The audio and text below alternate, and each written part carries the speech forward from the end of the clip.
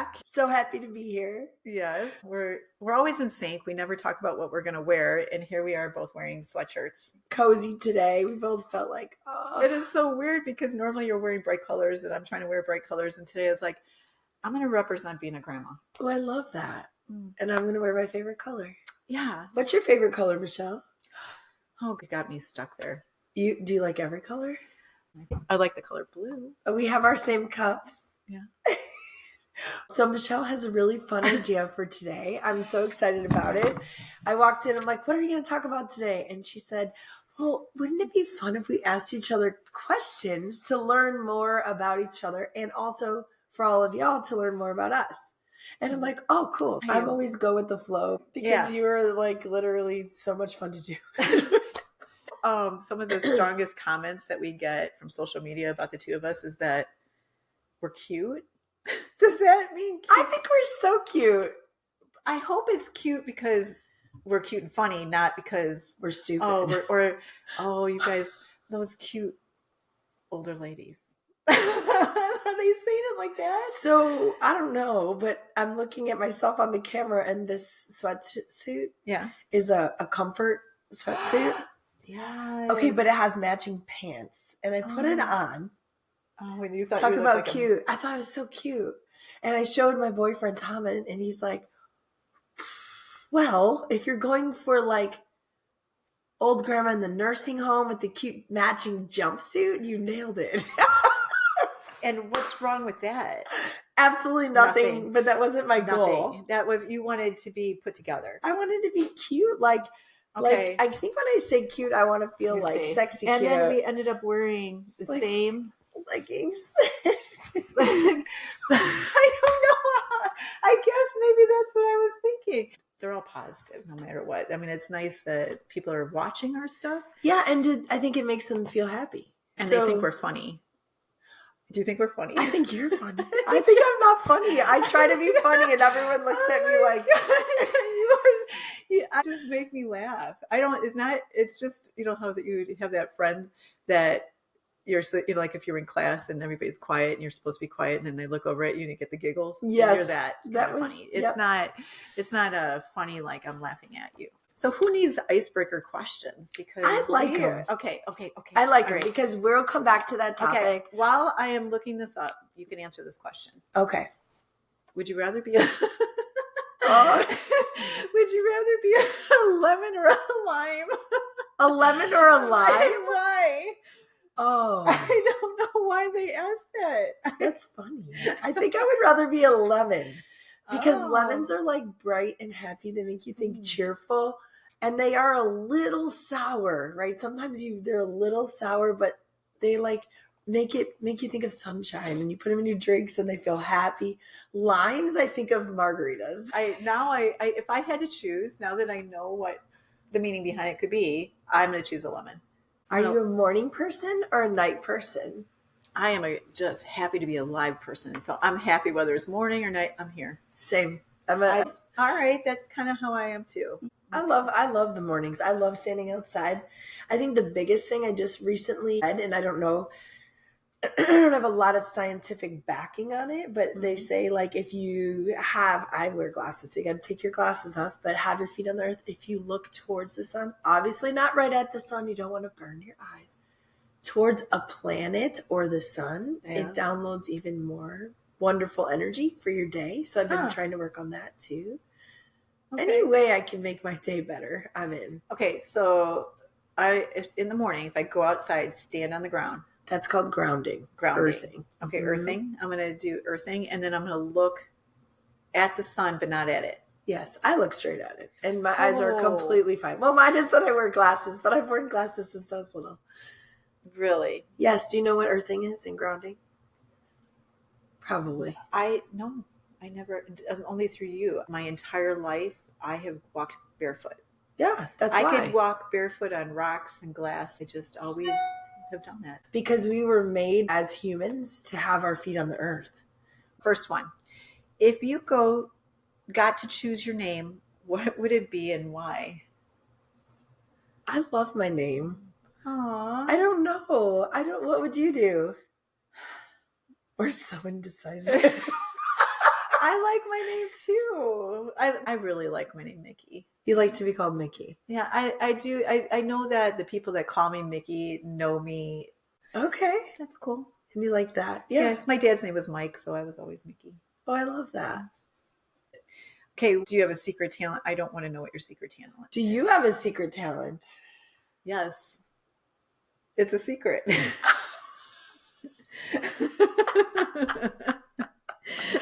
So the word secret in front of it means do not answer that question. So if you had a parrot, what would you teach it to say? Definitely swear words. You would? Yeah, when people come in, like I would have it say funny stuff. Okay, this is a good one. What's something you've done that you're really proud of? What's something you've done that you're really proud of? I always say my kids. I'm so proud to be a mom and so proud of my kids, but I'm also proud. For me, the biggest thing that I've like worked through is, oh gosh, how do I even say this? I feel like honoring myself. Like for so long, I didn't even think about myself in any situation ever, never ever would. I just let everyone walk all over me, and like I've grown. I'm so proud of that. So what are you proud of, Michelle?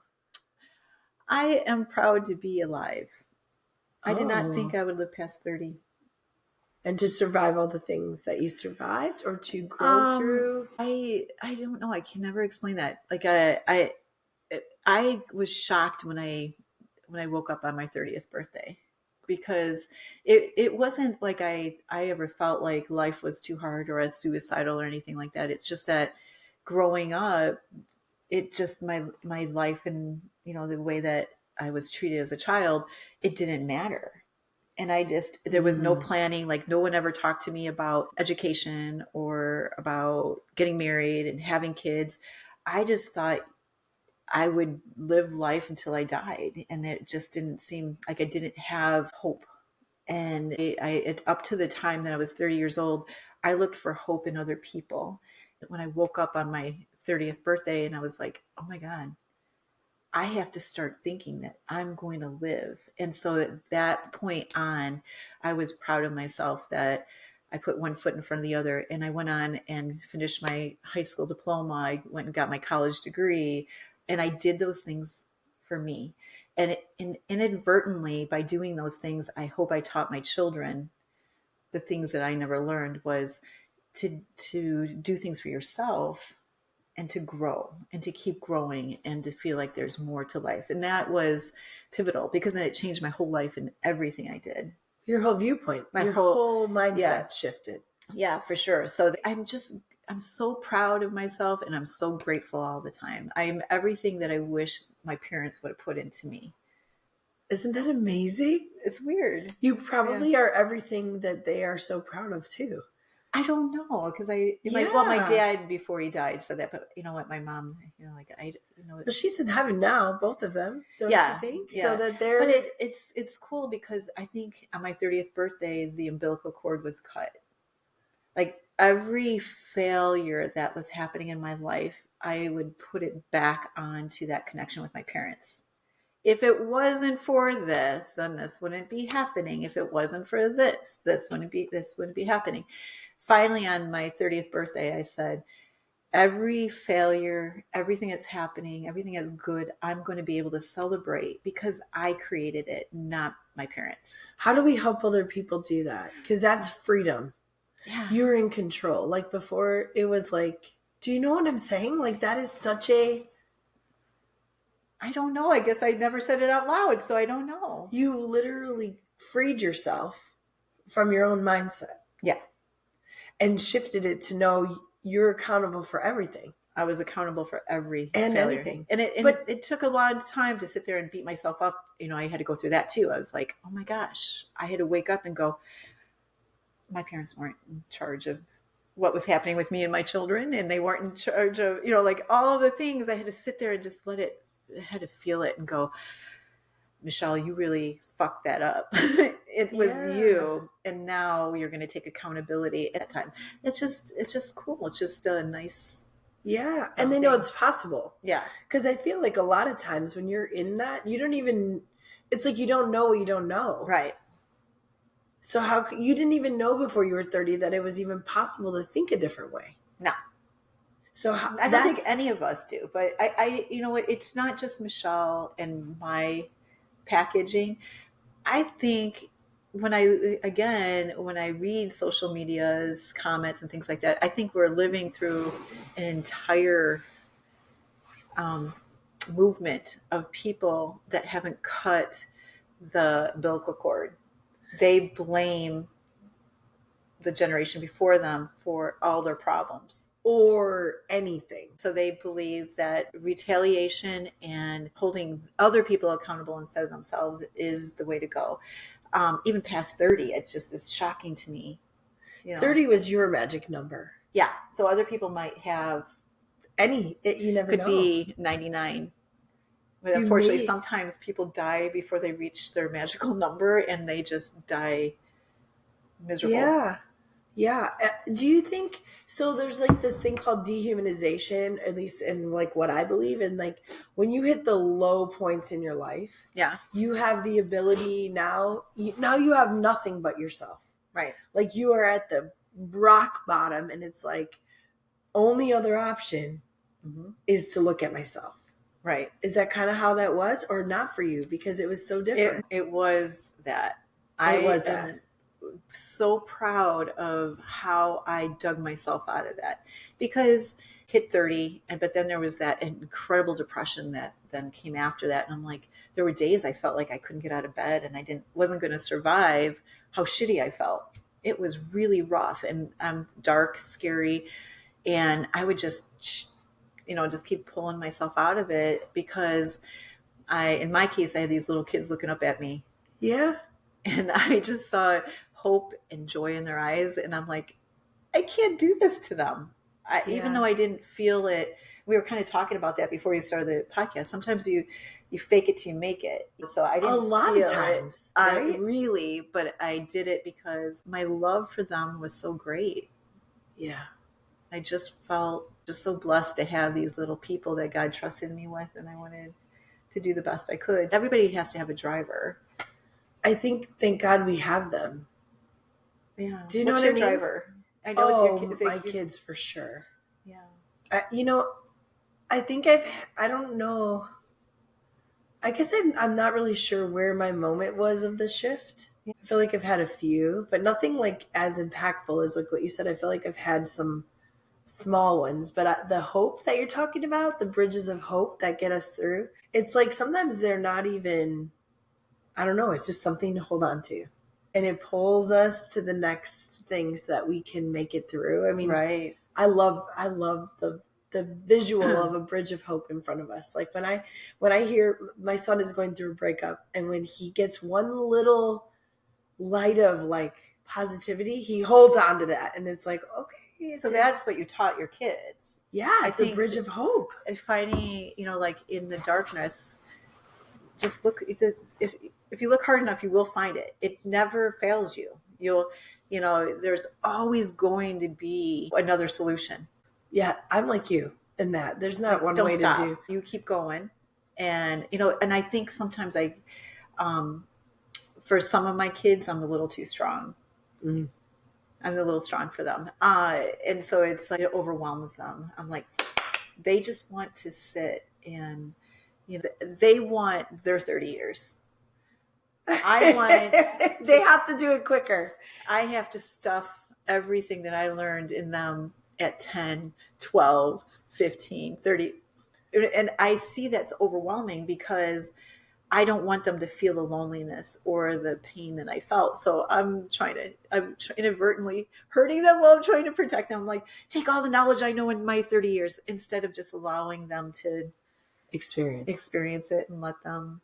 I was going to say that's exactly what you just told me that I needed to do, is to allow them to have those experiences. Yes, you're right. Because we said that too. I'm like, every time I play back one of these podcasts, Michelle, you said that you did that. No, I think I should start reframing it. I want to strive for that. Well, we're trying every day.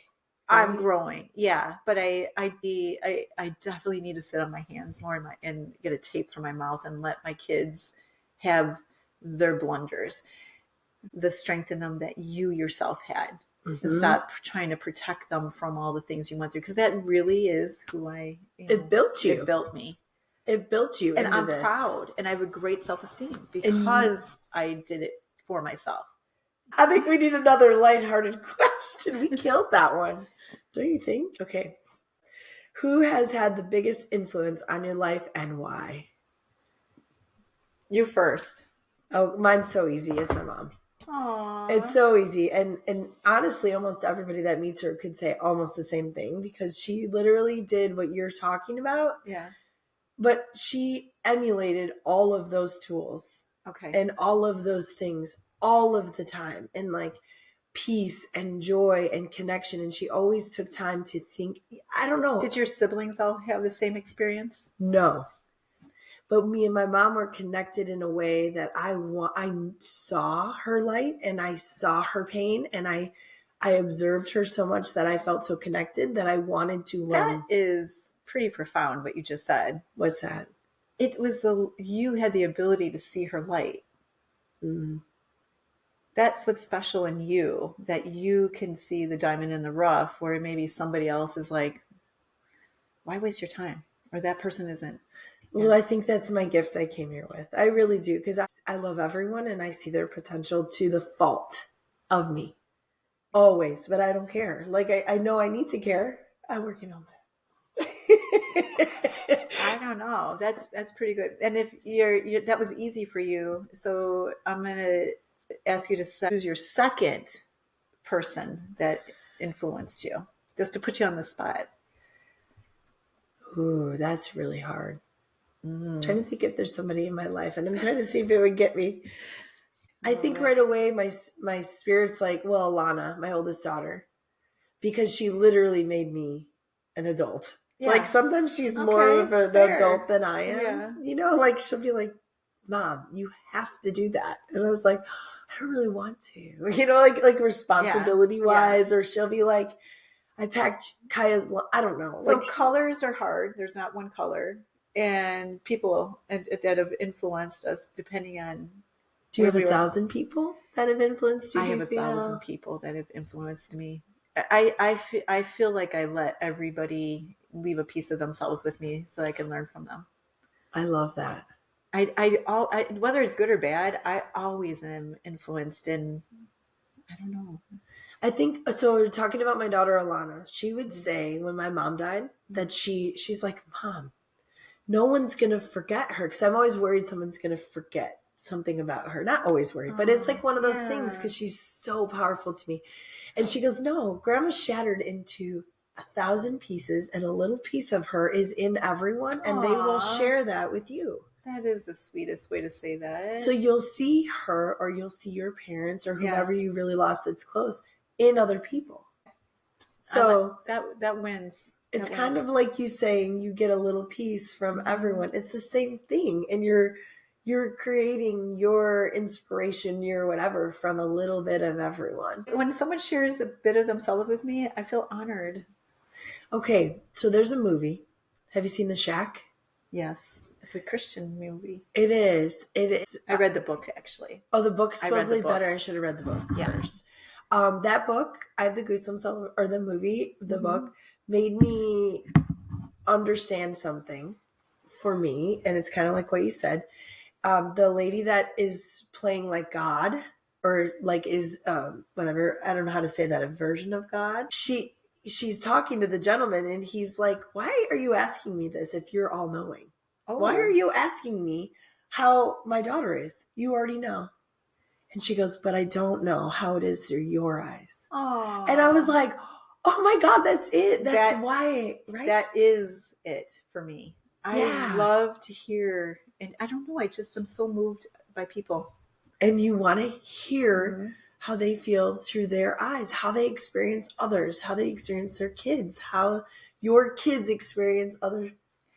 This is a question we didn't even ask a question, which is amazing. I struggle with, that's better than I don't like, negative people. I have a friend at the workout gym, and the very first time I met him, I was like, oh, my back and my this and my that. Yeah. And like, and I'm like, oh, I'm so sorry. And he's like, yeah, life just kind of sucks. And then you're going to ask me out on a date? We're never talking to Mo. You're negative. Like, it's negative. Do you know people what for me. the book that you had me read? I'm almost Yes. done. Do you know what the author would say about that? Ho'oponopono them Ho'oponopono. No, well, they would say the thing that you don't like in another person, is what you don't like in yourself. but you're the most positive person I know. I think because I don't want to risk that being altered, because I don't like when I am not positive. I don't like myself if I'm not finding the good in everything. Okay. So I don't like that. And I don't like that if that ever happened to me. So I'm just like, no, steer clear. Just like you don't like the safety oh of. my gosh, I guess you're right. Because you would never judge other people. So you don't want to be No. around people that judge other people, or yourself worse. I don't want to be negative. Do you ever have a bad thought about somebody and then think to yourself, you have to say something really nice because then you'll have bad karma? I believe that everything in our reality we created. Yeah. So I do that if I start to think a negative thought about something. Like, I can't think of something dumb. Let's say we're watching cheer because, I coach cheer teams, and they're in the air, and I'm like, oh my God, please don't fall. Please don't fall. I'm like, stop saying that, Kristy. You're making it fall. And then I'll be like, oh, they're going to hit their son. They're going to hit their son. You're a baseball mom. That sounds superstitious. No, I sound superstitious. I'm superstitious. We Yes, both are. Yeah. But it's the same thing. It's like the mindset shift. It's like not changing your socks. Because the socks you were wearing, the Cubs won, and then next time you didn't wear them, the Cubs lost. So if you're thinking it, you're putting it out in the universe, kind of. Yeah. Well, nothing can exist if we didn't create it in our reality. But that's how I am with it's like karma. I could not imagine, because when I'm watching the kids cheer, the whole time I'm thinking like that. You're thinking negative? They're falling because of Michelle. No. I'm just kidding. No, actually, I don't even want to be in there to watch. You're like, gotta get up in there. Come on. And then, we're supposed to bring the cowbells and stuff. And I'm like, I don't even want, I'm so frozen in fear. Why don't you want to see it? Like, help me understand that. I'm fearful that I don't want to see my kid feel bad, or any of the kids feel bad. I don't want to see them. They work so hard, and I'm such an empath. All I can feel is all their energy, and I want them to do well. So that's how I am. Agreed. So I shift that one step further, because I feel the same exact way. Please let them feel good. Please let them feel good. I'm watching my son pitch yesterday, and all I kept saying, because I know that mindset is so important, I'm like, okay, Mom, God, every angel in heaven, any light worker, helper that we could possibly have, just let him feel good. Yeah. Here's the problem. The positive in that is anything I'm giving to him isn't going to affect his situation. Right. But the negative is maybe he has to have a bad experience to do better the next time. Yeah. To be in it and be like, okay, now these are the things I need to improve on. Yeah. Or what he learned. And we're trying to stop that because we keep bringing, this is a theme. Everything we've been saying is about faith and allowing someone else to have their moment. Oh gosh, this one's kind of tough. What is the best piece of advice someone has ever given you? Do you have something like that? That seems like so broad. You go first. I think it was what we talked about today, but I don't think I could. I got it. Oh, what is I got it? Okay. 16 and pregnant with my 28-year-old boyfriend in an apartment in Prospect Heights. And we were living in this place. There were bugs all through it. The floors were sinking. It was horrific. It was my worst moment in life in being pregnant. And I remember this woman who managed the building, and I thought she was absolutely wacky. And she called herself a white witch. And so she said, I'll do your reading. I'm like 16, and I'm like, I was an angry 16-year-old too. I love white witches, by the way. So my first experience with a white witch, I never even heard of one. She sits me down, and she's, she was like one of those really confident women that dyed her hair black and just looked good in it. And I don't know, she just exuded confidence that I did not have. And it just kind of sparred something in me, being a 16-year-old pregnant girl. So she let me spew. And then she said, she did my reading, and I don't even remember what it was. And she goes, be careful, girl. And I said, why? And she goes, just because you've experienced all the bad in life doesn't mean you know everything. You got to experience the good in life and the bad to be a whole person. And it always stuck with me. I have the goosebumps everywhere. That sums up everything we've been saying. Really? Our kids need to experience everything too. Oh, that's the good and the bad. Yeah. Hence why we've had very different journeys, but ended up in the same spot. Yeah. So I think we were able to cover a lot. They killed it. Crushed it with our questions. I don't know if they learned about us a lot, but I think so. I think they get we are all about the glow and the flow, and believe that it's our responsibility on earth to bring our own happiness to ourselves. Therefore, we're hopefully radiating that to other people. I think we do a good job. So thank you so much for joining us. We love you. We love you. We love you. See you next time. Okay, bye. Bye-bye.